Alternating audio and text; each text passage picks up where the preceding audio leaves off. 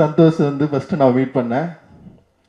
Santhosh okay, ஒரு டவுசர் போட்டு வந்து ஒரு ஒரு ஸ்டுடியோவில் இங்கே இருந்தார். இருந்தோடனே வந்து அந்த மியூசிக் வந்து எனக்கு என்னென்னா சந்தோஷ் கூட எனக்கு மியூசிக் ஓரளவுக்கு வேற ஒரு அப்படின்னு சொல்லிடுறேன்.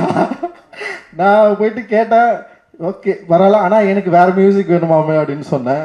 அவர் போட்டு காட்டினது எனக்கு எதுவும் பிடிக்கல. இருந்தாலும் வந்து பரவாயில்ல நம்ம பண்ணலான்னு சொல்லிட்டு அப்படி ஆரம்பிச்சது தான். அண்ட் வந்து சந்தோஷோடைய மியூசிக்கை பற்றி எல்லாருக்குமே தெரியும்.